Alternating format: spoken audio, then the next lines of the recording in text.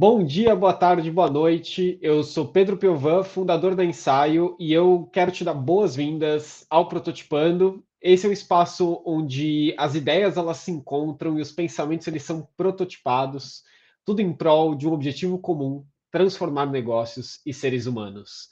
Com essa frase inicial bonita, eu digo para vocês que o Prototipando é um podcast da Ensaio, que é uma empresa de transformação de negócios. Então, a gente respira inovação e a cada episódio do Prototipando a gente explora as complexidades e desafios que existem nesses diversos cenários no mundo dos negócios, em busca de soluções, em busca de desenvolvimento de novas iniciativas. Toda semana, na sua plataforma de podcast favorito, a gente compartilha um insight direto da nossa newsletter e a cada 15 dias a gente traz uma pessoa, uma especialista, para mergulhar com a gente em discussões que desafiam o convencional.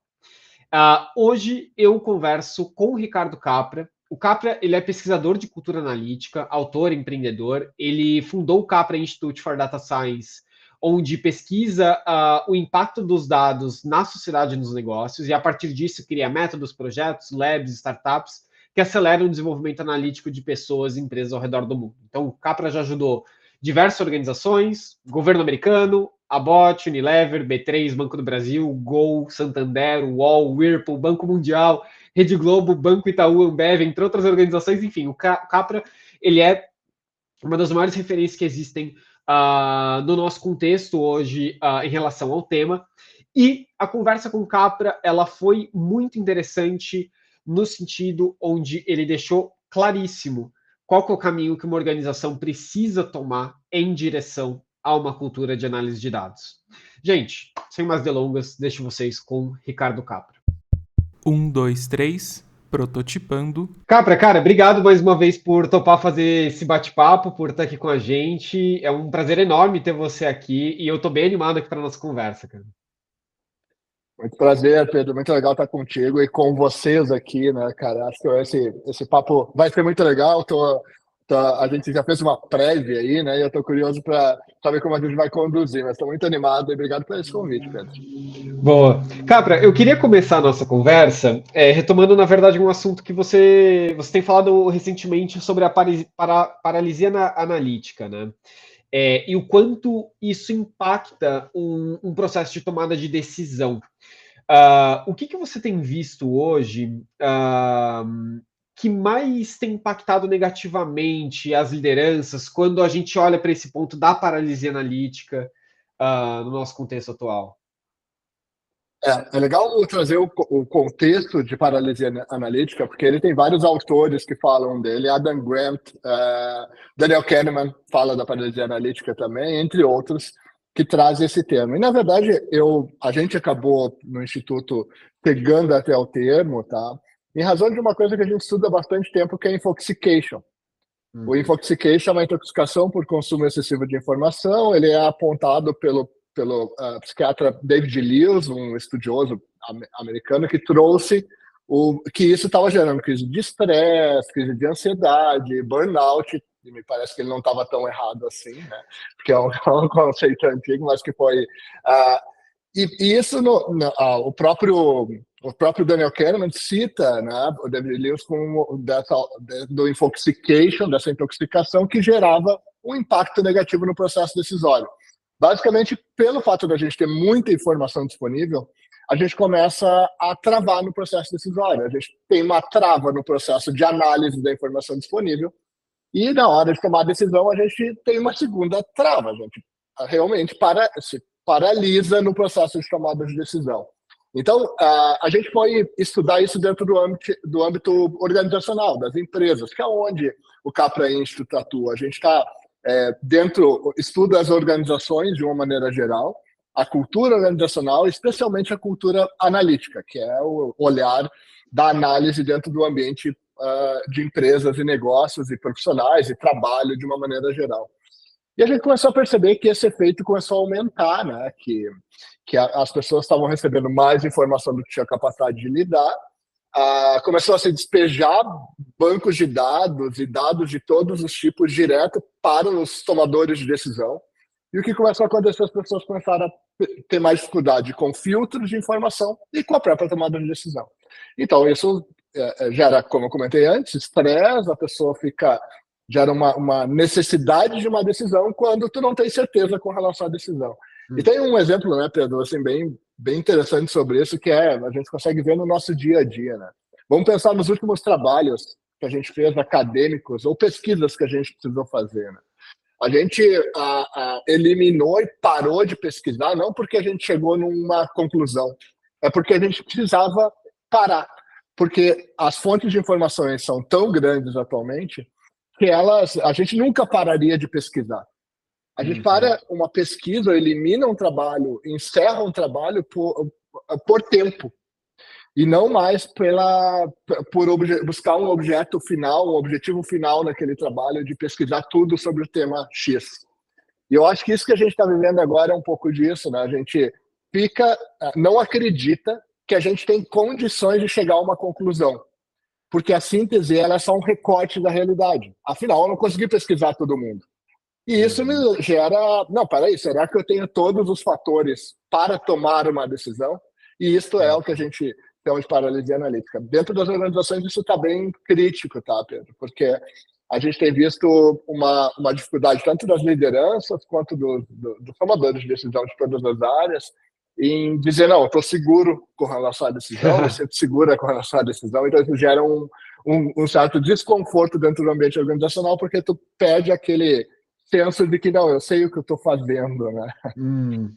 Sim, porque é tanto uma visão sobre o passado, do tipo, eu posso confiar que eu estou lendo o passado corretamente, quanto uma visão sobre o futuro, né? Eu posso deduzir que eu estou indo na direção correta, né?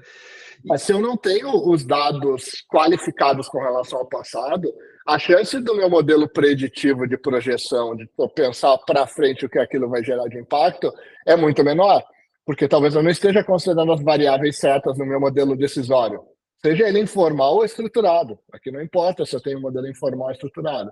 Se eu não tenho informações suficientes sobre o passado, meu modelo preditivo vai falhar. É como a gente tentar julgar os modelos preditivos com relação a uma pandemia ou uma grande enchente, né? Porque eles vão falhar, porque eu não tenho essas variáveis compostas nos meus modelos. Então, nessa projeção, os próprios modelos, algoritmos, sistemas, de uma forma geral, eles têm uma paralisia analítica porque eles têm capacidade de processamento, mas não têm as variáveis necessárias para processar a informação, então eles paralisam. E, inclusive, durante a pandemia, e inclusive durante a enchente recente no Brasil, né, no Rio Grande do Sul, os modelos falharam e aí vem uma grande crítica. Pô, mas como que vai falhar um modelo? Não, na verdade, ele passa exatamente por essa característica. Ele não carregava nos modelos históricos dele, na coleta de informações históricas, o peso daquelas variáveis que foram inseridas a partir desse novo contexto. Então, a gente sempre vai precisar reconfigurar. E ao reconfigurar, obviamente, o peso do passado ele vai mudando as próprias características na projeção de futuro, né, Pedro? E hoje, Capra, na sua visão, quais são as decisões que as lideranças elas estão tendo que tomar em relação a isso? Porque naturalmente vai ter um trade-off em algum lugar, né? Então, poxa, eu preciso reconstruir as minhas bases, eu preciso de uma outra camada de análise. Que tipo de decisão hoje as lideranças elas estão tendo que tomar e que elas estão com dificuldade de tomar sobre esse tópico? Eu acho que o principal é uma vontade de controlar tudo, tá? Porque essa vontade de mapear todas as possibilidades faz com que tu fique esperando o momento para analisar. Então, porque o que tu imagina? Inclusive tem um contexto falando de uma abordagem mais técnica, né? Que dentro das organizações tornou algo muito comum, que não, eu vou esperar o data lake ficar pronto. O data lake é a estrutura de bases que espelharia, né, todas as minhas bases corporativas numa única estrutura com capacidade de visualização da informação. Eu crio uma camada organizacional da informação. Vou simplificar aqui numa linguagem mais ampla, né? E dentro dos ambientes organizacionais, empresariais, o que começou a TI, tecnologia da informação, começou a fazer o trabalho dentro das companhias e as áreas disseram, não, a gente vai esperar o data lake ficar pronto. O problema é que o data lake nunca vai ficar pronto, porque A validação dos dados precisa ser feita por quem vai fazer as análises de alguma forma, precisa estar envolvida, a pessoa das análises. A gente sempre vai ter novas fontes de dados, vai ter novos modelos, vai ter novas formas de processar a informação. Então, isso faz com que a própria origem do processo de análise seja julgado como negativo, porque eu não concluo esse trabalho. Na prática, a gente está partindo do problema do lugar errado, vou colocar dessa forma, tá? Porque esta é uma visão do engenheiro, do programador, da pessoa de software. O que vai acontecer? Eu vou pegar um problema, vou organizar a informação, vou aplicar em cima do Big Data, ou seja, de um monte de dados, uma ciência, a ciência de dados, que vai criar uma camada de informação para o tomador de decisão, para a tomadora de decisão. Só que, na prática, esse processo acontece o inverso, né, Pedro? Da onde ele começa? Ele começa lá no problema. Eu preciso vender mais. Vou pegar um exemplo de um problema qualquer aqui para a nossa conversa. Se eu preciso vender mais, quais são as variáveis que eu considero e que eu tenho de conhecimento sobre vendas, sobre volume de vendas, sobre vendas? E aí eu vou organizando isso num fluxo e decompondo o meu problema. Até que eu chegue numa arquitetura de decisão que um fluxo de informação ia me ajudar a responder. Aí que funde aquele fluxo de informação. Eu não quero ser complexo nessa abordagem, mas para mim, tá, é que eu acredito que a dificuldade aqui é que, primeiro, a gente teve um incremento de novas tecnologias, recursos analíticos e volume de dados muito grande nos últimos anos. Não criou ainda estruturas funcionais de qualidade para lidar com toda essa informação numa redução direta para o tomador de decisão, tomadora de decisão. E isso faz com que a gente tenha volumes muito grandes e que estão criando complexidade. Então, a gente está vivendo uma era de caos em razão da complexidade do sistema da informação, né? Do jeito que a gente lida com informação. Eu acho que isso vai por um bom tempo ainda, tá, Pedro? Eu acho que a gente tem vai ter que ter uma evolução nessa forma de lidar com a informação. E eu tenho um exemplo pessoal que eu gosto de usar nesse caso, que ele é bem emblemático. Eu tenho duas filhas, né, Pedro? Uma de 4 anos e uma de 24, com um espaço bem grande entre elas. E a minha filha de 24 anos, uma vez ela estudou numa outra área, não foi para uma área de tecnologia, nem técnica, e um dia ela me fez uma pergunta: pai, o que é Big Data, né? E eu fiquei muito feliz, porque daí eu vou explicar para minha filha o que é Big Data, e comecei a fazer essa explicação com ela, contar para ela o que era Big Data. Enquanto eu estava contando com ela, pegou o smartphone dela e começou a navegar nele. E aí eu pensei: o que você está fazendo, né, minha filha? Tu tá confrontando o que eu tô te explicando, tu tá duvidando do que eu tô te explicando, né? Nesse negócio eu trabalho, estudo nesse negócio. Aí ela me trouxe uma resposta muito interessante que vem dessa geração nova que lida com informação e tecnologia já nativa. Porque eles são nativos analíticos. O que ela me respondeu? Ela me disse assim: pai, se eu tenho todas as versões do mundo disponível, por que eu vou ficar só com a tua? Olha e com só. isso ela não está me confrontando, ela está com um pensamento crítico ativo. Ela tem um recurso tecnológico que permite que ela navegue na informação e descubra novas formas. É óbvio que ela tem que ter discernimento para dividir o que é verdadeiro e falso, que ela tem que ter uma habilidade de pesquisar em fontes confiáveis e fontes verdadeiras, e tem tudo isso relacionado. Mas essa preparação dela de não ouvir uma única versão e acreditar naquela versão como definitiva, muda a próxima geração que está chegando. É uma próxima geração muito mais analítica, né, Pedro? Então, eu acho que isso que a gente está vivendo, esse problema que a gente está vivendo da informação e da tecnologia acelerando a informação, ele é porque a gente está numa geração do meio aqui, que está passando por uma transição, por uma mudança. A próxima geração já vai vir com a tecnologia e a análise embutida no DNA, vai fazer parte do jeito que elas cresceram no mundo, né? Então, eu até lembro que alguns anos atrás a gente falava que toda escola deveria ter aula de programação para crianças na pré-escola, né? Que elas teriam que aprender a programar. Para quem sabe programar, para quem de alguma forma estudou isso da técnica, sabe que programar é repetição de código. O processo lógico de programação ele é muito pequeno, na verdade, a lógica ela é um dos elementos, mas a programação, efetivamente, tu aprende a copiar código, escrever Uhum. uma linguagem, um outro idioma para produzir sistema. Então, eu acho que essa mudança de mentalidade, né, nos leva a crer que a gente vem para uma geração que vai conviver com a gente, que é muito mais analítica, muito mais tecnológica e que vai fazer perguntas para dados melhor do que a gente, né, Pedro? Acho que essa é a resposta. Assim, a gente está acostumado a fazer perguntas para outras pessoas. A nova geração vai ter a possibilidade de perguntar para outras pessoas, mas, além disso, perguntar e conversar diretamente com dados. Né? Isso é interessante. Pô, que história interessante, Capra, porque uma das perguntas que eu ia te fazer é se a gente está nesse caos e nessa transição, nessa mudança, ah, isso significa que existe um conjunto de habilidades e estruturas que precisam mudar para que a gente se adapte a esse novo contexto. Né? Hoje, quando você olha para o ambiente organizacional, quais são essas habilidades, ou qual é a habilidade que você vê que é a principal que a gente ainda não pegou e que ela que vai fazer, ela vai direcionar a gente para essa tangente, para essa nova tangente, ela vai mudar o nosso rumo em direção à mudança, onde a gente vai conseguir conviver com esse ambiente caótico, né? A gente vai conseguir dialogar com ele de uma forma mais, vamos dizer, mais saudável, né? Menos neurótica, do tipo, não, a gente precisa controlar tudo, mas ao mesmo tempo, não, existe uma complexidade, a gente precisa dialogar com ela. Né? Esse não é nosso, o Fórum Econômico Mundial, né, nos últimos relatórios dele sobre os trabalhos do futuro, aponta o pensamento analítico como número 1 das habilidades para qualquer profissional na era da informação.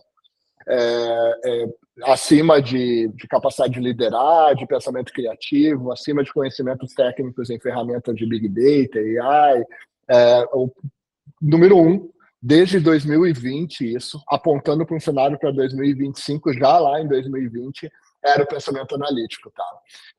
Inclusive, saiu um review desse estudo sobre habilidades fundamentais para funcionários de futuro, num mapa de 2023 até 2027, e, novamente, permanece o pensamento analítico como primeiro. Mas eu te confesso que aqui eu preciso abrir um parênteses nisso, né, Pedro, que é o seguinte, logo que isso surgiu, eu fui buscar o que o próprio Fórum Econômico Mundial determinava como pensamento analítico. Porque se eu trouxer para essa mesa, para qualquer conversa, o que é pensamento analítico, a gente vai ouvir 50 respostas diferentes se tiver 50 pessoas numa sala. Porque ele não foi ensinado numa disciplina de faculdade, ele não foi abordado na nossa formação, nem técnica e nem de humanas. Ele não está em nenhuma das coisas. E eu fui estudar um pouco mais profundamente isso, até aparece isso no meu livro que eu publiquei lá em 2020, tá? Que o pensamento analítico ele é uma fusão, né, do pensamento da escola de pensamento computacional e a escola de pensamento crítico, né? Porque o que acontece? O pensamento computacional é aquilo que vai te levar para a matemática, para o pensamento da lógica booleana, para o jeito mais, para a lógica mais para a técnica, né? Para poder lidar com o pensamento. Então, vou tentar estruturar o problema, desmontar ele, de alguma forma reestruturar o problema numa visão lógica para resolver ele. O pensamento crítico ele vai para o lado mais do pensamento criativo, né? Para a capacidade de fazer perguntas, para o jeito que a gente lida com os problemas de maneira que a gente aborda os problemas. Então, ele vai mais para a lógica lá da filosofia, né? Ele vai por uma abordagem um pouco diferente do pensamento crítico. Por que eu estou indo para isso? Dei uma volta um pouco grande para responder, Pedro, porque na verdade é isso, tá? O pensamento analítico ele considera essa fusão, que é a habilidade de lidar com toda essa tecnologia digital que a gente tem à disposição, mas mantém ativa a nossa capacidade de fazer perguntas, de explorar os problemas e manter a curiosidade ativa. E geralmente esse é um ponto que a gente acaba esquecendo, né? Porque o que acontece? A nossa escola, a nossa vida, os nossos bairros, a nossa formação, as nossas universidades, de uma maneira geral, elas vão podando as nossas perguntas. Nosso ambiente de trabalho, né? Eles vão limitando, eles vão dizendo, olha, o teu universo de fazer perguntas é esse aqui. Então, tu não precisa fazer perguntas. Não, mas por que que... Não, teu universo é esse aqui. Essa pergunta não. Esse porquê que tu trouxe fora do teu universo não faz sentido. Então, a gente foi sendo moldado para fazer perguntas dentro do ambiente. O problema é que essa abordagem que eu trouxe, um exemplo aqui da minha filha, numa abordagem que ela fez ao problema, ela vai fora do limite de fazer pergunta. Porque, primeiro, parece que tu está desafiando a pessoa que tu está conversando. Segundo, essa abordagem ela foge do escopo porque tu vai cair em respostas que às vezes não vão fazer sentido. Vai cair muitas vezes num limbo de respostas que não, parece que não tem nada a ver, ou isso aqui é até uma informação que está distorcida. Mas manter isso ativo te permite que tu possa explorar problemas de forma ativa constantemente. Então, tu vai voltar e reconsiderar variáveis que tu não estava considerando. Então, todo profissional na era da informação, a partir dos recursos tecnológicos que a gente tem à nossa disposição, deveria saber explorar e fazer perguntas, e o pensamento analítico ele considera isso. Eu uso o poder computacional, mas uso também minha capacidade crítica, e a crítica aqui não no sentido de tem que criticar qualquer coisa, mas de fazer perguntas, de explorar um problema, de manter uma pergunta e questionar aquilo, né? Então, acho que a gente está nesse momento precisando usar mais visto no dia a dia e tem a dificuldade de não ter sido ensinado numa escola tradicional ou num local tradicional essa abordagem, né, da gente usar o pensamento crítico mais ativo. Porque, na prática, se a gente parar para pensar um pouquinho, a possibilidade que a gente tem agora de lidar com a informação, com o pensamento analítico, ela não está só num ambiente organizacional, ela está na nossa vida. Né? Vamos lá. Nesse momento a gente está falando aqui, eu estou com um smartwatch no meu pulso que marcou a minha passada da minha corrida que eu fiz ontem. Tá? Então, e como é que ele me mostra essa informação? Graficamente. E ele permite que eu explore a informação no meu smartphone ou no próprio relógio de uma maneira muito gráfica e que eu possa ir explorando, fazendo nova pergunta. Não, mas o que tem a ver minha frequência cardíaca com isso? E eu vou questionando e explorando isso. Por que eu faço isso? Porque eu tenho mais dados, tenho mais recursos tecnológicos para fazer isso, mas eu estou interessado a ponto de manter perguntas ativas sobre isso. Então, eu me torno um perguntador profissional. Eu continuo fazendo perguntas, só que ao invés de fazer perguntas somente para pessoas, eu também estou perguntando para os dados. Acho que esse é o ponto. Inclusive, né, Pedro, acho que até indo lá para o hype do que a gente está tratando agora, da inteligência artificial, né, a lógica da forma que foi desenvolvida a inteligência artificial que a gente está vendo ao nosso redor, tá? E aí pode pegar todas as tecnologias, eu vou citar aqui o ChatGPT, que é o mais famoso, ele é um prompt. O que é um prompt? O prompt é uma exploração através de diálogo, dialética, de fazer perguntas para dados de forma conversacional. Então, eu gero diálogos e vou explorando perguntas, aprofundando perguntas, e o prompt é o sistema de perguntas que eu uso para explorar dados. Então, tudo que a gente está fazendo é encontrar novas formas de dialogar com a informação. O prompt, a forma que foi desenvolvida a tecnologia atual, ela é um diálogo com a informação.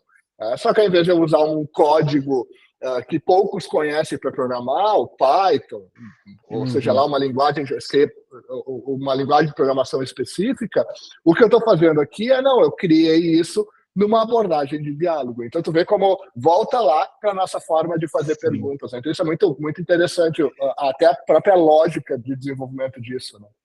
E eu queria entrar nesse tema, porque acho que uma das coisas que eu escutei, fazendo minha lição de casa, inclusive, Capra, é a mudança que a gente está passando agora do data-driven para o AI-driven.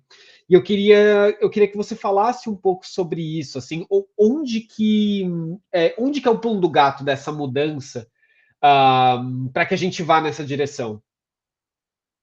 O AI Driven, ele é esse novo momento que a gente está passando de uma organização, do indivíduo, além de ser orientado por dados, ele passa a ser orientado por inteligência artificial, né, Pedro?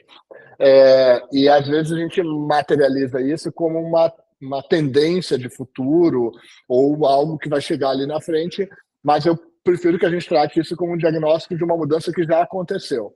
Eu uso bastante um exemplo para explicar aqui na nossa conversa, eu vou usar ele de novo, que é o motorista de aplicativo. Tá? Se a gente para pensar nessa função profissional, tá? Ela é uma função profissional 100% orientada por inteligência artificial. Do trajeto que tu vai percorrer, de qual passageiro vai pegar, se vai ter trânsito ou não vai ter trânsito no trajeto, a remuneração, a recompensa de pontos, absolutamente toda. Mais do que isso, né, Pedro? A relação desse profissional com a própria empresa que ele trabalha, e aqui as empresas de aplicativo, né, também acontece via inteligência artificial. Ele não conversa com ninguém dessa companhia, tudo via chatbot. Então, toda a relação, todo o trabalho desse indivíduo é 100% AI-driven, né? 100% orientada por inteligência artificial. A ponto de que, se a gente não percebe isso, e quantas vezes a gente entra num desses transportes de aplicativo para ir para cima e para baixo na nossa vida aí, e às vezes está num dia estressado, complicado, correndo, e não cumprimenta essa motorista que está nos levando, né? Não dá oi, não dá tchau. Um mau dia, como todo mundo tem, né? Mas se a gente parar para pensar, talvez a gente tenha eliminado a única possibilidade de interação com outro humano desse profissional que está carregando a gente. Porque imagina que toda a relação dele é com máquina, softwares e o carro, e ele só se relaciona com máquinas no trabalho. É um ponto para a gente colocar na nossa observação com relação a isso. Mas, obviamente, a gente tem que estar atento porque o movimento de AI-Driven ele é inevitável porque ele aumenta a eficiência. O que significa aumentar a eficiência? No momento que eu evito um trajeto que teria um trânsito, ou que eu faça um trajeto mais curto, ou que de alguma maneira eu consigo usar um recurso que otimize meu tempo dentro do meu trabalho, o que eu estou fazendo, eu estou, obviamente, otimizando tempo e, a partir disso, tendo uma recompensa de alguma forma, seja através de uma melhor performance ou uma melhor produtividade no meu trabalho. Então, eu lidar com algoritmos de apoio à minha tomada de decisão, sistemas de inteligência artificial que apoiam a minha tomada de decisão, é algo inevitável. A gente não vai conseguir viver sem essas inteligências artificiais. Inclusive isso, né, Pedro? Eu acho que a gente precisa estar consciente que cada um vai treinar suas próprias inteligências artificiais.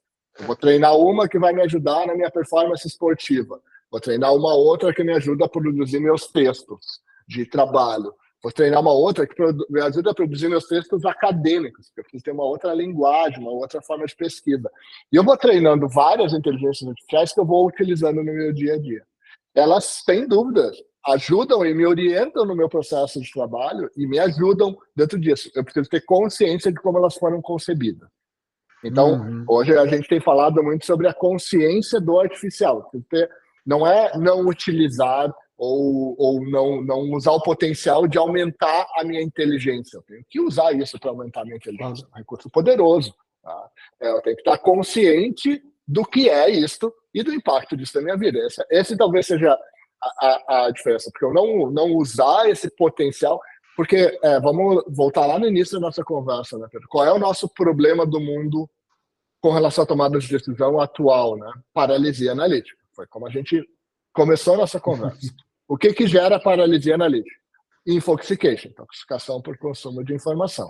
Opa, se a gente tem esse problema, se essa é a nossa situação, o que eu tenho que fazer? Eu tenho que reduzir a quantidade de informação que eu tenho para consumir. Então, é inevitável que eu use sistemas de redução de informação, que são algoritmos de inteligência artificial. Agora, eu preciso ter consciência do que eu estou reduzindo. Né? Eu tenho que estar consciente de que, se eu sou um motorista de aplicativo, uma motorista de aplicativo, na hora que eu fiz bloco de um determinado local no meu mapa, talvez eu tenha eliminado o comércio de uma região por causa daquilo. Porque aquilo vai eliminar a região do Uber, perdão, dos aplicativos, né? E talvez menos pessoas vão circular e vão passar por aquela região. E isso vai gerar um problema econômico na região. Então, a gente precisa ter consciência que as pequenas decisões que a gente está tomando está afetando o sistema decisório como um todo. Então, eu acho que, e dentro do ambiente organizacional, só para concluir a resposta, eu acho que isso vai ser acelerado muito rápido, porque as empresas têm muitas informações dentro, mas eu gosto muito de uma abordagem que as empresas como a Amazon, Apple, entre outras fazem, tá? Que elas não gostam do termo inteligência artificial. Elas chamam, por exemplo, a Amazon, ela chama de inteligência Amazon. A Apple chamou de Apple Intelligence. Por que elas estão fazendo isso? Porque elas dizem o seguinte, o artificial, da inteligência artificial, é só automação. A inteligência é nossa.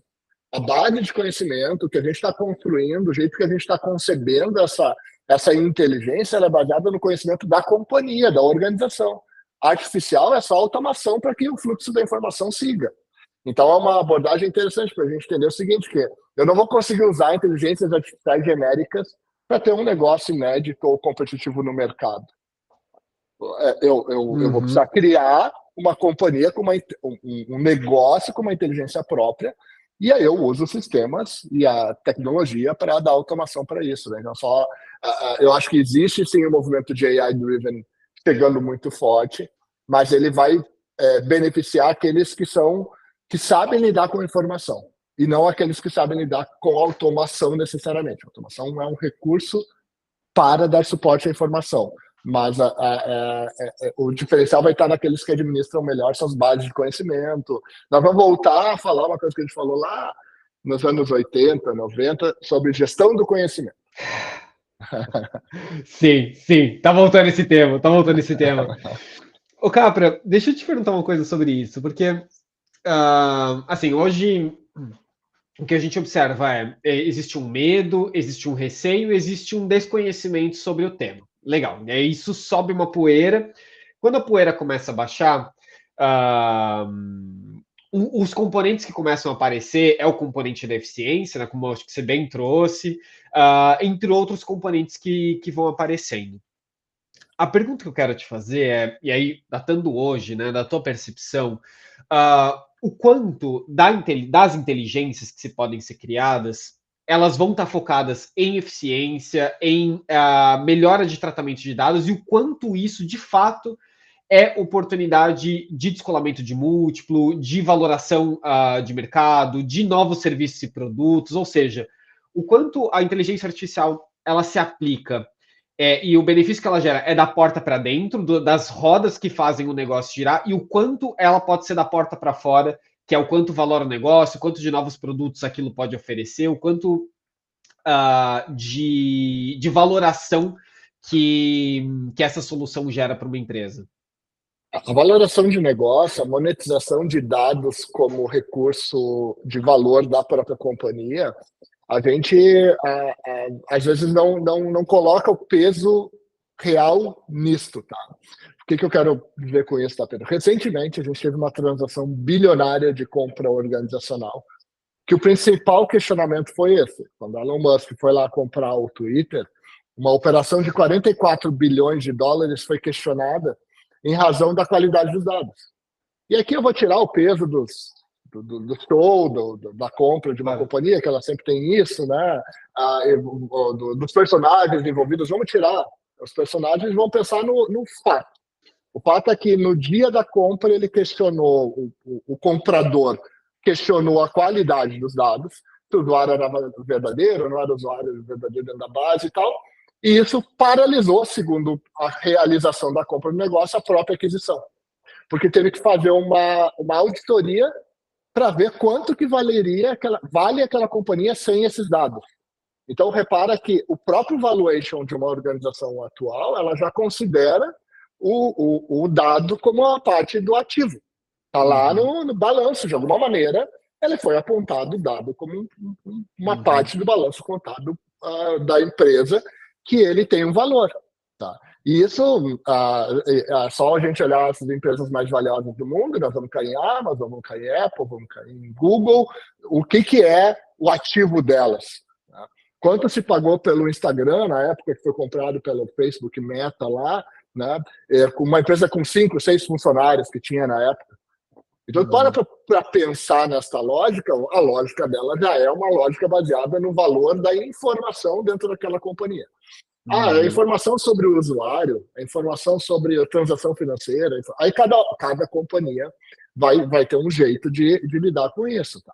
A gente tem um cliente, tá? uma empresa que a gente ajudou ao longo do tempo, no processo de transformação dela, de mudança organizacional, que ela resolveu, no meio da evolução dela, criar uma holding, uma empresa de dados, uma segunda empresa, para manter o valor ativo do conhecimento dela sobre o mercado numa outra companhia. Então, ela criou uma outra empresa, transferiu para lá o conhecimento de pesquisa de mercado que ela fazia, porque ela é dona dominante de um mercado muito grande, ela transferiu para lá todos esses dados, ela era a propriedade dela dentro dessa companhia, e a partir disso ela criou um novo mercado. O que essa companhia faz? Ela vende informação para o segmento que essa empresa atua. Então ela se tornou uma empresa de informação. Porque, na verdade, o que mantinha ela nas principais gôndolas e mantém ela nas principais gôndolas do mercado é a informação qualificada que ela tem no processo de tomada de decisão dela. Então ela disse, não, eu vou fazer o seguinte, eu vou potencializar os meus parceiros de negócio que estão tentando vender o meu produto lá na ponta. Então, eu queria uma empresa, além de ofertar esse serviço, ainda potencializa a venda do meu próprio negócio. Então, eu queria uma cadeia de valor a partir dos dados. Então, a gente vê uma empresa de um outro setor se torna uma empresa de dados em razão do valuation disso. É claro que isso ainda, se a gente for, não, mas vamos fazer matematicamente esse cálculo do valor. Tá? Aí a gente vai cair num problema que tá bom, então me explica matematicamente como é que funciona o valuation de ações no mercado. Porque ele é baseado não somente em um valor matemático, ele tem ali uma expectativa, uma visão de mercado, e tantos outros fatores envolvidos nisso. Né? E eu acho que os dados ele entram na mesma questão. Ele vai ter sempre um valor móvel, né? Eu tenho sim como mensurar a quantidade, eu tenho como mensurar a qualidade, eu tenho como mensurar alguns aspectos dos meus dados, mas vão ter questões ali de, eu tenho informações qualificadas de 1 milhão de pessoas no mundo, essa informação foi validada e o usuário concedeu essa informação propositalmente num acordo que ele cede essa informação, e essa informação ninguém mais tem. Quanto vale esse negócio? Então, é um exemplo, e aqui entram vários aspectos que a gente não está trazendo para a conversa, né, Pedro, que é a questão da ética, a questão de privacidade, as leis para o uso de dados e coleta de dados, que tem tudo isso para ser construído simultaneamente, porque o mundo não parou para a gente criar as leis que a gente lida com as leis hoje no mundo, né? Assim como a gente lida com entidades, outras coisas, né? As leis que a gente vive de crimes, assaltos, né? Elas foram sendo construídas a partir dos problemas ocorridos, né? Então, o mesmo a gente está vivendo agora com relação a dados e inteligência artificial. Por isso que colocar uma lei antes de algo acontecer no mundo é sempre perigoso, porque tu pode estar criando uma lei que, às vezes, é uma pressuposição de uma situação. Né? Então, não é que o ideal que tu espere o problema acontecer, não é isso que eu estou trazendo para a discussão, mas tu tem que tomar cuidado ao abordar, a criar hipótese de um problema. Né? Então, acho que e geralmente foi isso, né? As leis seguiram os problemas do mundo, né? Foram sendo criadas, as regulamentações, as regulações de uma forma geral foram sendo criadas para apaziguar, resolver os problemas do mundo. E eu acho que a gente está vivendo isso com relação a dados, a gente tem e tecnologia e a inteligência artificial, obviamente, a gente tem que estar atento ao movimento, mas eu acho que dados se tornou um sistema de monetização de negócios, tá?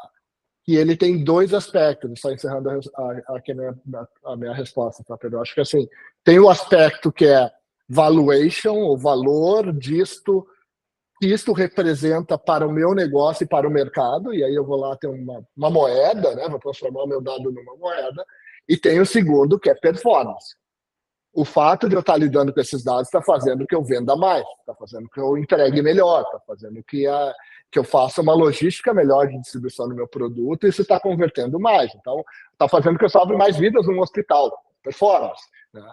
Então, assim, são os dois aspectos que eu preciso ter atenção aqui. Né?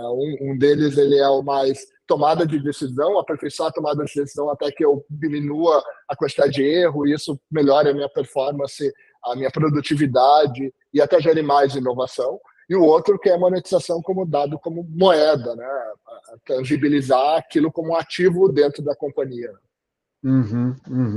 Interessante isso, Capra. Eu queria retomar um ponto que você trouxe, que é em relação à qualidade da informação. E aí eu vou trazer uma história que para mim ficou muito claro isso, né? Eu estava nesses últimos dias teve um debate presidencial dos Estados Unidos, né?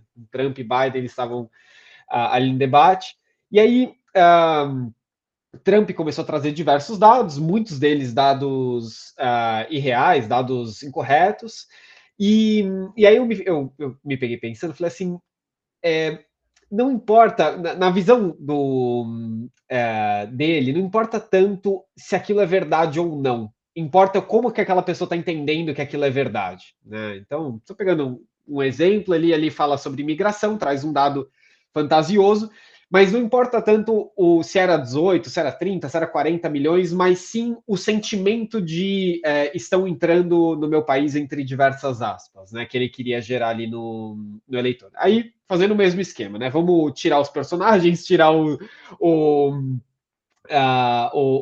momento ali. Existe um ponto que é como que aquela informação é recebida e como ela é percebida. Isso no contexto organizacional fica ainda mais complexo, né? Porque muitas vezes a informação ela está, como a gente estava falando, fragmentada, etc. E é necessário criar uma história para que aquilo impacte diretamente o negócio, né? Para que aquela informação ela consiga ser usada de uma maneira fidedigna para gerar um impacto no negócio. Onde que você vê, Capra, que as organizações elas não estão conseguindo fazer essa história, elas não estão conseguindo fazer o seu dado crível, ou se existir de conseguir tocar uma percepção de que algo está indo para alguma direção. Né? Não sei se eu consegui me fazer claro, assim, mas eu fiquei com esse acontecimento em mente, e aí eu fiquei pensando naturalmente nos nossos clientes, no nosso processo de ideação, no nosso processo de discovery de oportunidades, o quanto muitas vezes a criação dessa história ela não acontece, ela fica emperrada. Eu primeiro queria trazer um ponto que geralmente as pessoas associam isso com o problema de hoje, né? Como se fosse um problema novo, e ele não é. Todo bairro é um viés. Todos nós fomos criados a partir de vieses. O que a gente estudou, os livros de história que a gente recebeu, o jeito que a gente aprendeu sobre o mundo, é um recorte da realidade. A nossa família nos criou numa abordagem de um recorte da realidade. Se a gente saiu da nossa família e brigou por causa daquele recorte, a gente vai para um outro recorte da sociedade e vive num outro recorte. Cada recorte desses carregam verdades ou conceitos de verdade a partir de premissas que tiveram no mundo. Então, em algum momento, os nossos pais nos disseram, não faz isso porque é perigoso. E aí, para isso, eles contaram uma história de que não, porque tu não pode misturar tal coisa com tal coisa que vai te fazer mal. Eles ouviram aquilo em alguma história e trouxeram e assimilaram aquilo como uma verdade dentro do contexto deles. O que um personagem como tu trouxe agora traz com isso, ele tenta trazer uma explicação para um fato numa abordagem maior do problema. E ele está pouco preocupado com o número. O que ele quer dizer é, não, olha, isso aqui é um problema. E, às vezes, eu não vou minimizar esse problema, tá? Vou deixar bem claro, Pedro, muito cuidado no que eu vou dizer aqui, cuidado na interpretação que eu vou dizer agora. Não é que o fato é que ele está buscando uma argumentação, tá? De uma sustentação da tese dele em cima de um dado que não é verdadeiro. Então, o que ele precisa, obviamente, ele precisaria estar trabalhando com dados verdadeiros. Bom, dito isso, o que ele está fazendo é criar uma história em cima de um problema, e para resolver esse problema ele precisa explicar para a sociedade, para as pessoas de alguma forma geral que estão ao redor dele, o que aquele problema significa, que é o que ele tenta fazer. Então tem aqui o lado dele, racional, de tentar usar elementos para explicar e conscientizar as pessoas daquilo. E tem o outro lado, que é, eu vou usar para isso um número que eu não tenho certeza, o que eu ouvi em uma parte de uma pesquisa, talvez essa pesquisa que me trouxeram aqui não seja verdadeira, mas é o que eu tenho, e vou considerar esse número para falar isso para a sociedade. Então, no meio disso, e eu estou indo pensando, para dizer o seguinte, no meio dessa história tem algo que a gente chama de desinformação. A desinformação tem várias coisas que acontecem no aspecto de informação. Ele pode ser uma verdade que foi mal interpretada e replicada. Eu posso pegar uma história, como eu ouvi ela, contar, outra pessoa interpretar de outro jeito, e isso daí nasceu uma desinformação de uma maneira totalmente não ativa. Eu não queria gerar uma desinformação, mas do jeito que aconteceu, gerou. Então a gente tem que ter cuidado, porque a desinformação, a gente concebe sempre pensa a desinformação como algo produzido ativamente. Alguém foi lá e disse, não, eu quero enganar alguém, então eu vou criar essa história. Tá? Nesse caso me parece que foi isso, tá? Mas a minha abordagem aqui, tá, é só que a desinformação ela está em tudo. O meu mundo, o mundo que eu conheço, ele é baseado em desinformação. Porque ele tem várias histórias que me compuseram, de novo, minha formação, minha escola, meu bairro, que não me permitiram que eu visse vários aspectos do mundo verdadeiro. Né? Então, esses recortes de desinformação, a gente tem que tomar cuidado para não categorizar tudo na mesma bolha, na mesma situação. Porque são situações bem diferentes. Né? Às vezes, eles são...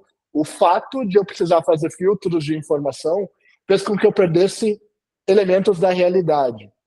E eu viver numa bolha, obviamente, faz com que eu creia dentro daquele sistema de informação que eu tenho. Então, eu estou dentro de uma realidade paralela. Eu concluo essa observação sem uma conclusão querendo determinar nada aqui, né, Pedro? Mas só para dizer assim, eu acho que a gente vai passar por uma longa geração de questionamento com relação ao jeito que a gente lida com a informação. Isso que tu trouxe agora é um aspecto crítico com relação ao jeito que a gente lida com a informação. E a gente precisa manter o pensamento crítico com relação a isso. Seja com relação às fontes de dados, seja com relação ao jeito que a história foi contada, seja com relação à abordagem do problema. A única coisa que a gente tem que manter ativo neste pensamento crítico é também manter a crítica com relação o porquê. O que está por trás daquela história? Será que aquela história não foi criada, ou aquela história não surgiu, ou aquela pessoa não acredita realmente naquilo? Né? Porque daí talvez não é que isso deixa de ser uma fake news ou uma informação falsa. É que tu tem que ir na origem daquilo ali, porque tem mais pessoas que acreditam naquilo. Claro. Então, acho que a partir de agora, esse pensamento crítico a gente tem que estar com ele ativo para todos os pontos da nossa vida, né, Pedro? Então, e de novo, a gente tem que tomar cuidado, porque às vezes a versão que a gente está considerando sobre o Trump é um recorte da realidade. Tá? Porque, ele tem tal e tal situação, tá, mas isso também é um recorte, né? E aqui eu não estou defendendo ninguém, obviamente, é só um ponto que a partir de agora, isso é um problema real. A gente vive numa era de informação, numa quantidade de informação absurda, caótica, num sistema de decisão caótico que vai afetar a gente daqui para frente e para sempre. Né? Claro, e questionar como isso foi desenhado, né? Porque eu acho que existe um ponto da definição da intenção e como que ele é projetado, né? E isso vai até a visualização de uma apresentação justificando por que a empresa deve investir no produto A e não B, né? Exatamente. Então, existe uma projeção. Perfeito, né? Perfeito, isso mesmo. É esse o cuidado com o desenho, né? Acho que por isso que tanto o design de como esses dados eles vão ser projetados, como que eles vão ser utilizados, quais são as histórias que a gente vai criar a partir deles, tem diversas camadas. É uma cebola que a gente vai descascando para entender, tá bom, então vamos pegar esse lado aqui, mas Tá todo mundo entendendo que a gente está pegando esse anel da cebola, né? Sabe que a gente, desculpa te interromper, mas a gente usa bastante design thinking dentro do nosso processo de construção da aplicação de metodologia de design de mudança das organizações para organizações analíticas. Então, é uma coisa que a gente usa muito. Tem toda a nossa aplicação de transformação, a gente acaba usando. E eu gosto muito da dinâmica, eu gosto muito da abordagem, mas eu sempre questiono o jeito que as metodologias de design thinking foram criadas, porque elas consideram aquele grupo como um universo. Perfeito. E grande parte das metodologias de design thinking não consideram dados como fonte. Elas consideram o processo de ideação. E, de novo, aqui não é... mas isso não são fontes de dados. Claro, as pessoas ali dentro servem como fontes de dados que geram os post-its, que eu estou simplificando, mas só para nossa linguagem aqui, né? Que isso vai gerar um mapa de dados daquela realidade, daquele universo ali. Mas a gente, dentro das abordagens gerais, as bases de dados são geralmente muito falhas. A gente considera tem uma limitação na metodologia, e de maneira geral, e reforço, tá? Aqui não é uma crítica com relação ao sistema, ao método, é só porque essa própria elaboração que a gente faz, ela é muito mais baseada numa estruturação lógica do que na base de dados que geram uma informação confiável. Então, a concepção de um produto em processo de design thinking tradicional ou de uma marca na coleta de referências que eu faço dentro do processo, se tu parar para observar ele, o quanto ele é data-driven, talvez ele seja 10% data-driven e o resto é baseado em feeling, perspectivas, visões de futuro, recortes de realidade. E isso faz com que tu crie só marcas ruins? É claro que não. Estou levando aqui. Na verdade, aqui é um contexto de criação. Então, todo o processo precisa ser data-driven, toda a realidade do mundo precisa ser orientada por dados, ou ela pode ser baseada na experiência do indivíduo com relação à realidade que ele vive, que é o que a gente faz numa concepção de design thinking, né? Que às vezes pode ser suficiente, né, Pedro? Então, acho que é um ponto bem curioso, né? Eu acho que é esse o ponto que você traz, Capra. A gente precisa questionar se isso faz sentido ou não. Uma das minhas principais críticas em relação ao método de design é exatamente esse. É suficiente a gente partir de uma percepção qualitativa riquíssima, de uma construção de visão de mundo que existe no universo de 5 pessoas, no universo de 15 pessoas? Mas espera aí, a gente está projetando algo para 30 milhões de pessoas? Será que esses 15 conseguem ter uma representatividade de visão de mundo, de percepção significativa? Nesse caso, obviamente não, porque se 30 milhões, eles... Então, eu vejo que o método de design, Capra, ele é urgente uma evolução para um relacionamento mais com bases mais quantitativas e fidedignas, para que o método de concepção ele seja realmente um método que consegue se encaixar nos contextos necessários, porque às vezes o cenário comporta, às vezes o cenário não comporta. Então, essa flexibilidade, conseguir navegar no contexto de negócio, muitas vezes é uma habilidade muito mais importante do que a habilidade de seguir, né, um método padrão específico e replicável, qualitativo. Né? Os dados aqui, de maneira abrangente, colocando de propósito dessa maneira, precisam ser um agente nessa mesa desse debate. Eles precisam, assim como eu dei o exemplo lá atrás, a gente hoje tem a oportunidade de também dialogar com dados, além de com outros indivíduos. Esses dados precisam estar junto nesse processo de concepção. Eles precisam fazer parte desse processo. E eu acho, tá, que o que a gente tem visto como abordagens de brainstorms, usando instrumentos como inteligência artificial e ferramentas de inteligência artificial generativa, é um caminho interessante para isso, tá, Pedro?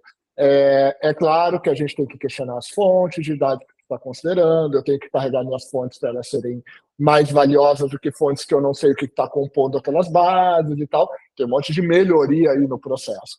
Mas, para mim, eu acho que a lógica de dialética com relação à navegação que a gente está fazendo nos dados nesse momento, ela é bem interessante. Tá? Ela é uma evolução nesse sentido. É claro que tem uma adaptação até funcional nossa nesse mundo, e como questionar, e como abordar. Eu acho que tem um ponto aí interessante.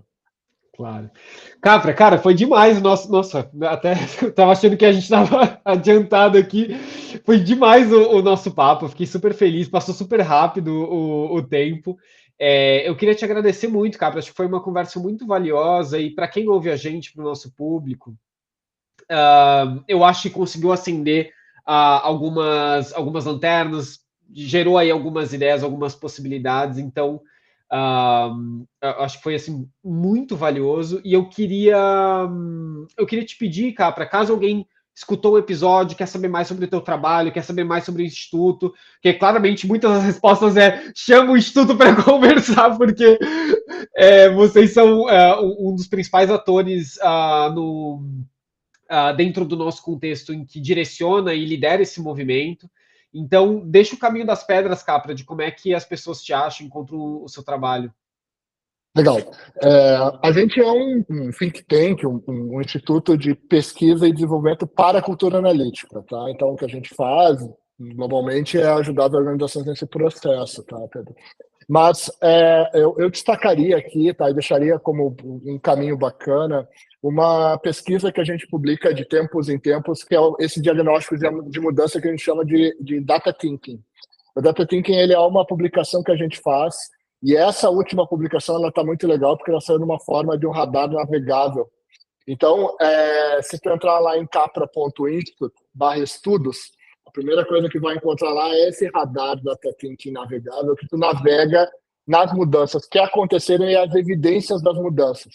E aí, especificamente dentro dessa nossa conversa que a gente fez aqui, eu vou destacar uma dessas mudanças que a gente chama do cientista de negócio, que é uma abordagem para que as pessoas tenham esse pensamento crítico dentro das áreas de negócio e lidem com os recursos informacionais de forma direta, sem necessariamente intermediário.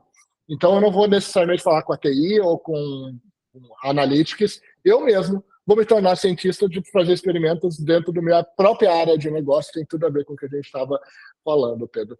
Eu acho que isso dá um capítulo inteiro da nossa conversa de novo, então não vou entrar. Mas recomendo que lá em capra.institute, na área de pesquisa, de estudos, vocês conseguem acessar um pouco disso e navegar, até essa dimensão da navegabilidade, do pensamento crítico e de navegar, o pensamento analítico navegando a informação, dá uma dimensão legal disso tudo que a gente falou. E Pedro, muito obrigado, foi um papo muito legal, tá, cara? Acho que as abordagens que tu trouxe, os temas que tu trouxe, e esse trabalho que vocês fazem com o design thinking, de abordar o design de uma maneira geral, não só o design thinking, mas o design de uma maneira geral, abordar os problemas aí, é muito legal. Obrigado pelo convite, cara. Fantástico. Obrigado, Capra. É isso, pessoal. Esse foi o episódio com o Capra. Espero que vocês tenham gostado. Se você se interessou pelo tema, não deixe de conferir o episódio com o José Borbola Neto, também do Capra Institute. A gente gravou com ele já fazem alguns meses e vale muito a pena porque as conversas elas estão em constante diálogo. E também não perca os próximos episódios. Todas as terças, uma newsletter que a gente solta aqui e a cada 15 dias uma nova entrevista. Se você quer fazer parte desse movimento, tem alguma sugestão de entrevista ou tema, envie um e-mail para contato@ensaio.cc com o assunto prototipando, que vai ser um prazer interagir com você por lá. Um abraço, pessoal, e até o nosso próximo encontro.